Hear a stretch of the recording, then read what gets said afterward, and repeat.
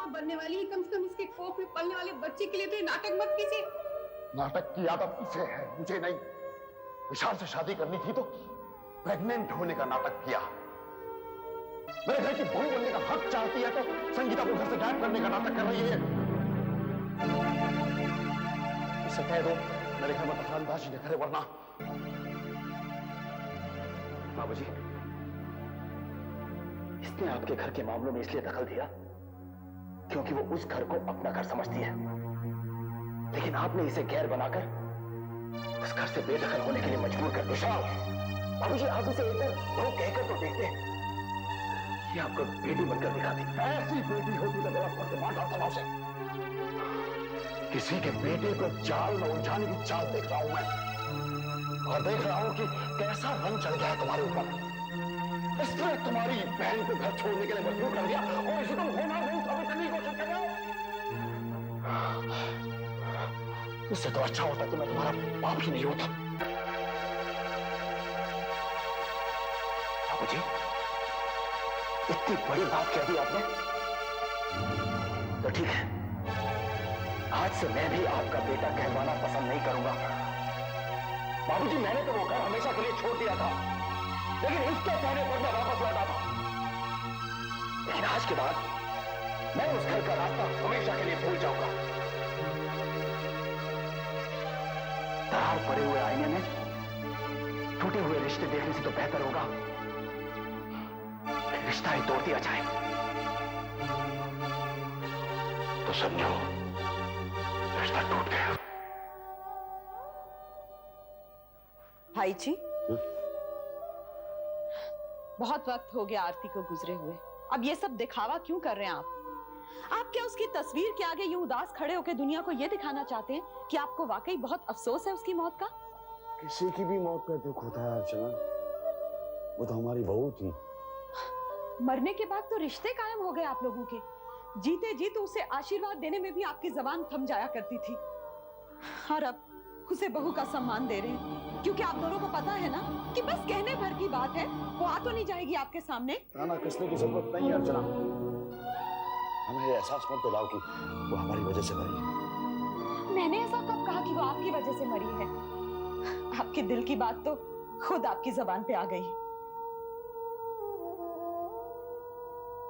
हमें क्या पता था कि वो मर जाएगी। उसकी हालत बहुत खराब है, ये तो पता था ना आपको? मैंने सुना है वो बाबूजी बाबूजी कहते चल बसी, काको जी ने नहीं बताया आपको?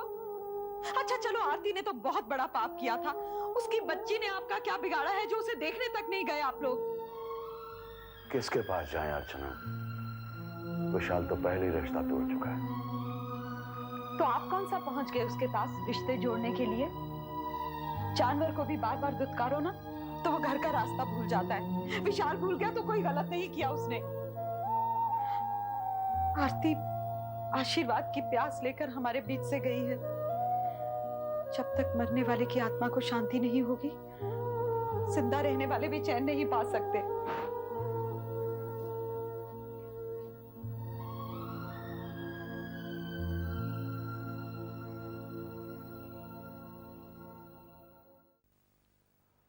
और कुछ कहना चाहते हो हेमंत? कुछ नहीं कह सकता मैं। उसके जिंदा रहते बहुत कुछ था मेरे पास करने के लिए, अब तो। पहले तुम जो कहते थे वो तुम्हारा घमंड था, लेकिन अब जो तुम कहोगे वो तुम्हारा पश्चाताप होगा। अब ये पश्चाताप नाटक कहलाएगा कागज। लोग कहेंगे पछताने का दिखावा करके संसार में नहीं। लोगों का क्या है, लोगों को तो बात करने की आदत है।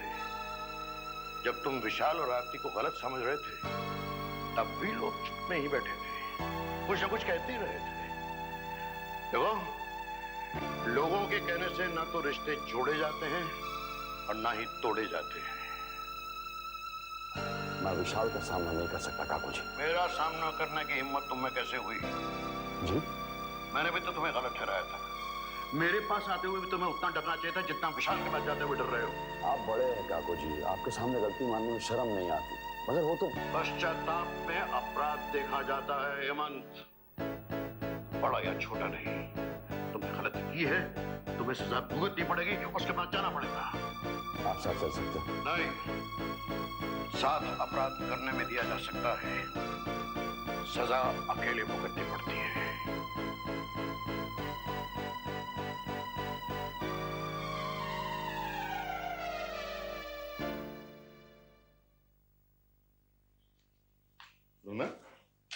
क्या लिख रही है? विशाल और आरती की बच्ची के लिए नाम ढूंढ रही थी मैं। अच्छा, लेकिन वो तो विशाल ढूंढेगा ना। हम नहीं ढूंढ सकते क्या? विशाल पिता है तो क्या हम कुछ भी नहीं है? है तो, मगर देखिए, भाग्य ने हमें तो ये मौका नहीं दिया कि हम अपनी बच्ची का नाम रख सके। नाम रखना तो दूर, हम तो अपनी संतान को जन्म भी नहीं दे सकते। आज इतने सालों बाद फिर वही दर्द क्यों जागा? दर्द क्या कब था? उजाला थोड़ी देर के लिए अंधेरे को छुपा दे, मगर परछाइयां तो साथ नहीं छोड़ती। मैंने सोचा था आपके प्यार में संतान के गम को भुला दूंगी, मगर नहीं भुला सकी। लेकिन भुलाना तो पड़ेगा। उम्मीदें ही ना हो तो सपने देखने का क्या मतलब है? मगर सपने तो मरते दम तक पीछा ही नहीं छोड़ते ना। और कभी कभी है ना, पूरे भी होते हैं। सुनिए, क्या विशाल की बच्ची हमारे सपनों को पूरा नहीं कर सकती? मैं समझा नहीं।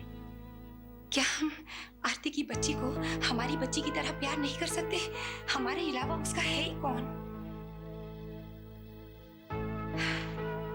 कितनी अजीब बात है ना शेखर, हमें औलाद नहीं है और हम इस घर में रह रहे हैं। जिसे औलाद का सुख मिला वो इस घर से चला गया। ये तो इस घर की बदनसीबी है। आरती की बच्ची बिना माँ के जीने को मजबूर है और मैं यहाँ बिना औलाद के जीने को मजबूर हूँ। हम सबकी जिंदगी में कोई ना कोई कमी क्यों रह जाती है? आरती की मौत पर तो हर कोई आंसू बहाने को तैयार है, लेकिन उस बच्ची के बारे में कोई नहीं सोच रहा। कौन सोचेगा? विशाल इनका खून है। सगे बेटे से मुंह फेर लिया तो बेटे की औलाद का दर्द ही क्या हो गई?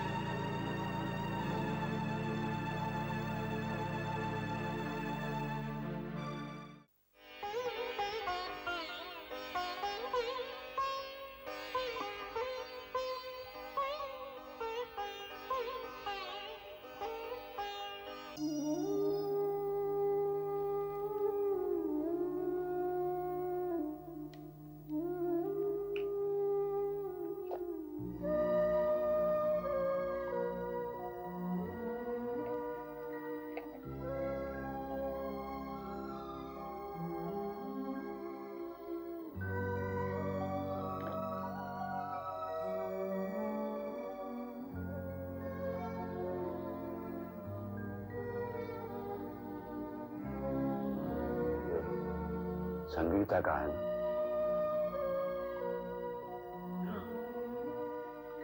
वापस रख दो।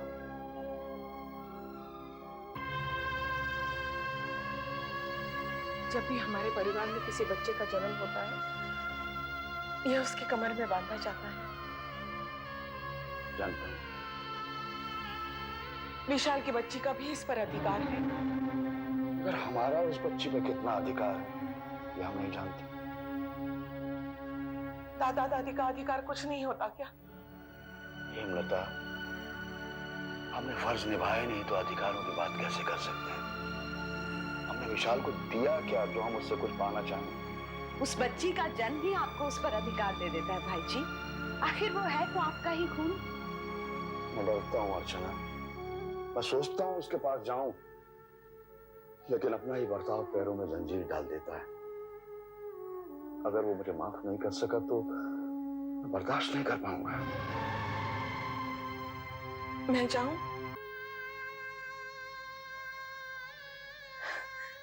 मैं मां हूं उसके। बचपन में गोद में लेटकर पैर मारता था वो। उसके सारे नखरे उठा सकती हूं मैं। मैं जाऊं, मना कर लाऊं उसे?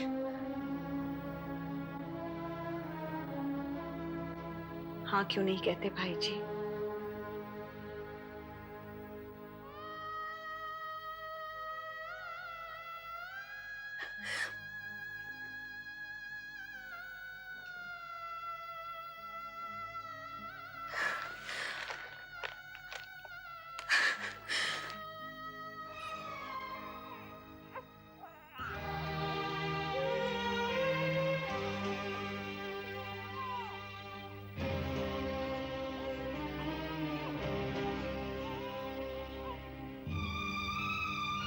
विशाल, मैं जिंदगी में तुम्हें कोई सुख नहीं दे सकी।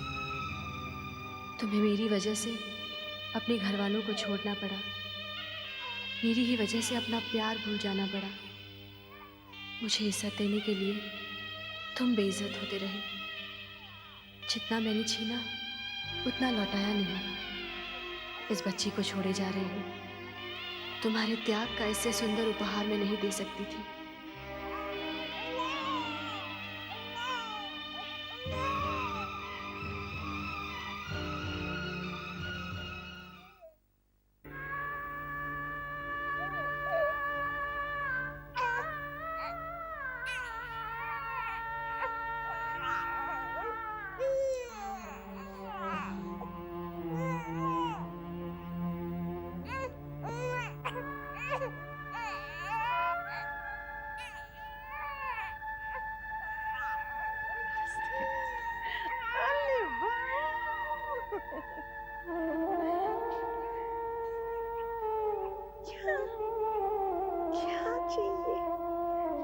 क्या चाहिए? देखो क्या लाया है।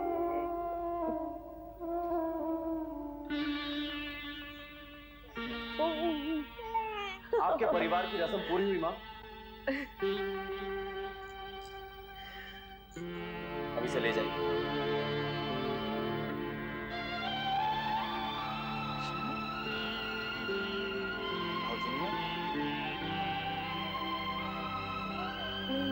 वो माँ, अगर एक एक करके सब अपनी भूल सुधारने आएंगे तो वक्त लग जाएगा।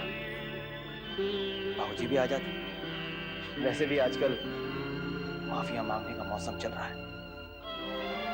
इसलिए कि हम सबको अपनी गलती का एहसास हो गया है। चलो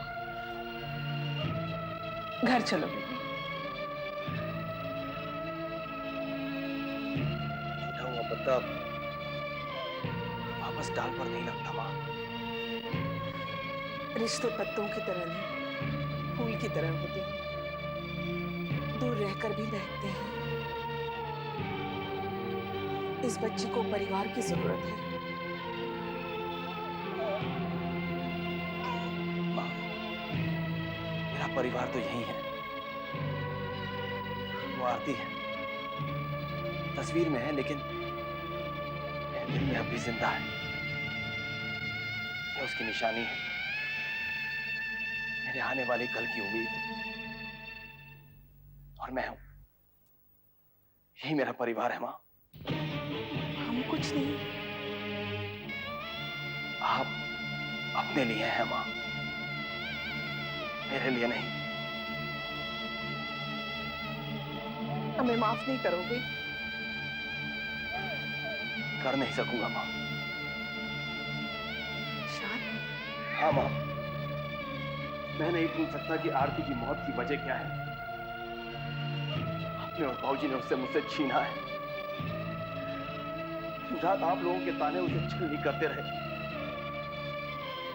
ससुर के आशीर्वाद और सास की ममता के लिए तरसती रही वो। हाँ, आरती तो पहले से ही अकेली। आप लोगों ने उसे और भी अकेला कर दिया। नहीं मां, ये सब मैं नहीं भूल सकूंगा।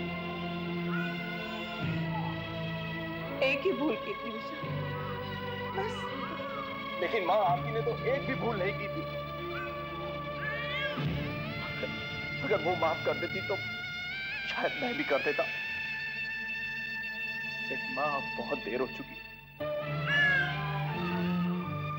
आप जाइए।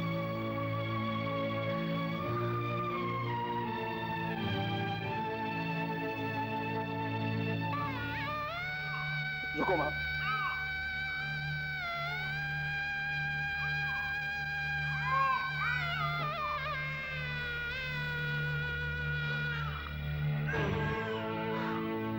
ये सब ले जाइए।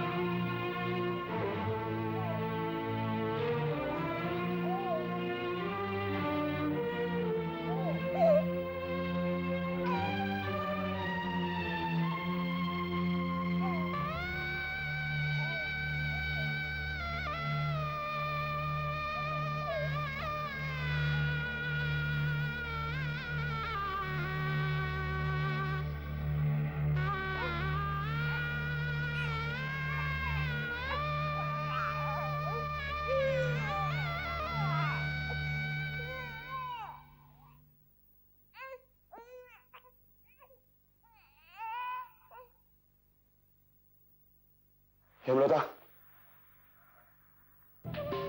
विशाल नहीं है? बच्ची भी नहीं? क्या कहा उसने? अरे बोलो ना, क्या कहा उसने? मेरी तरफ से माफी तो मांगी थी, कोई जवाब नहीं दिया उसने।